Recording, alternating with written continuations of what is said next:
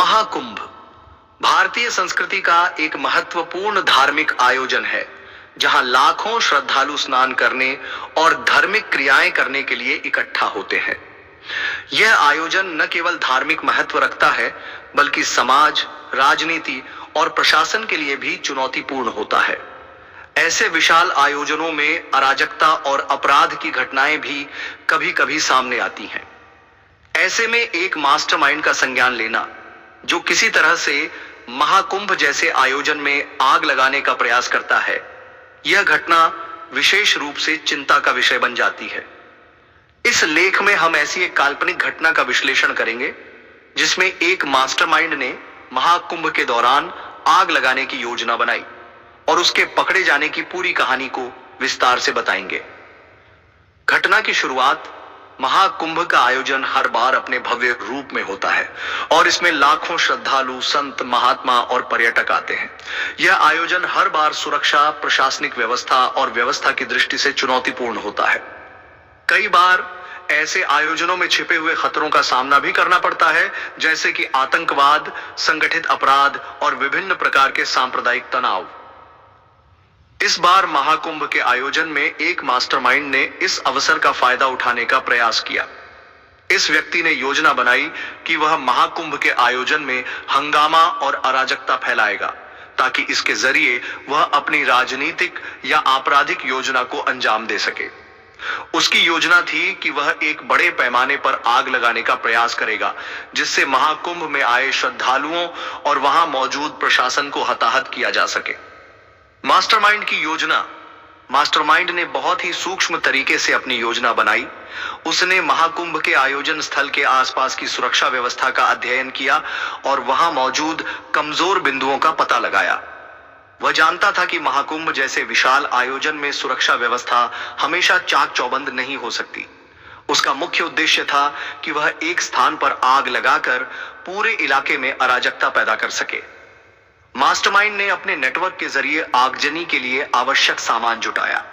उसने कई स्थानों पर अपने एजेंट्स को भेजा, जो विभिन्न जगहों पर खतरनाक सामग्रियां लाकर महाकुंभ के आसपास स्थित विभिन्न स्थानों पर छिपा रहे थे।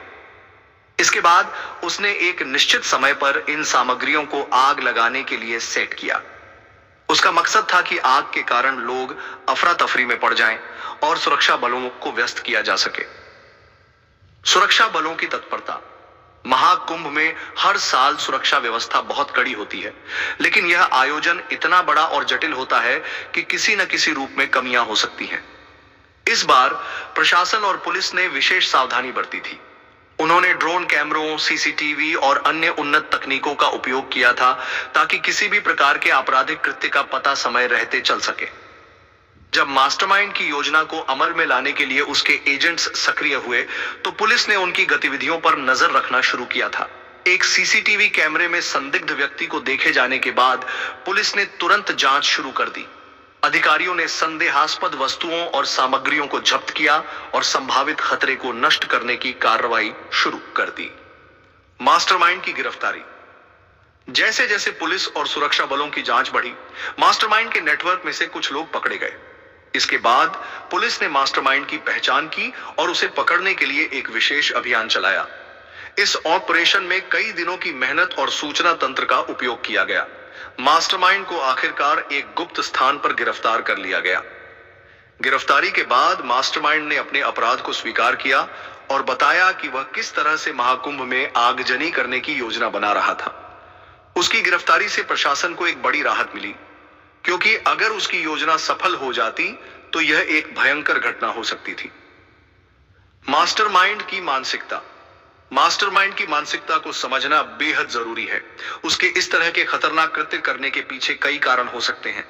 कभी-कभी ऐसे अपराधी अपने व्यक्तिगत लाभ के लिए समाज में आतंक फैलाना चाहते हैं। ऐसे लोग अक्सर सत्ता, पैसा या अपनी अन्य महत्वाकांक्षाओं के लिए इस तरह के खतरनाक कदम उठाते हैं। इसके अतिरिक्त समाज में असंतोष फैलाने या किसी विशेष समुदाय को निशाना बनाने के लिए भी ऐसे मास्टरमाइंड अपनी योजनाओं को अंजाम देते हैं।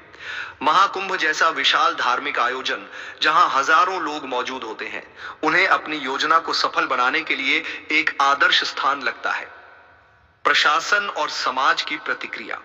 मास्टरमाइंड की गिरफ्तारी के बाद प्रशासन ने एक राहत की सांस ली, लेकिन समाज में यह सवाल उठने लगा कि ऐसे अपराधी इतने बड़े आयोजनों में अपने कृत्य को अंजाम देने के लिए कैसे सक्षम होते हैं। इस घटना ने प्रशासन को यह सोचने पर मजबूर किया कि भविष्य में इस प्रकार के आयोजनों में और भी कड़ी सुरक्षा व्यवस्था लागू की जाए। समाज के विभिन्न हिस्सों में इस घटना पर प्रतिक्रिया आई। कुछ ने इसे सुरक्षा व्यवस्था की सफलता के रूप में देखा, जबकि कुछ ने इसे इस बात का संकेत माना कि ऐसे खतरों से निपटने के लिए और अधिक कदम उठाने की आवश्यकता है। निष्कर्ष: महाकुंभ जैसे बड़े आयोजनों में हमेशा खतरों का सामना करना पड़ता है। मास्टरमाइंड के पकड़े जाने से यह साबित होता है कि यदि सुरक्षा बल और प्रशासन की तत्परता सही समय पर हो, तो किसी भी प्रकार की आतंकवादी या आपराधिक योजना को विफल किया जा सकता है। इस घटना ने यह भी दर्शाया कि जब तक समाज और प्रशासन मिलकर काम नहीं करेंगे, तब तक इस प्रकार के खतरों से पूरी तरह से निपटना संभव नहीं।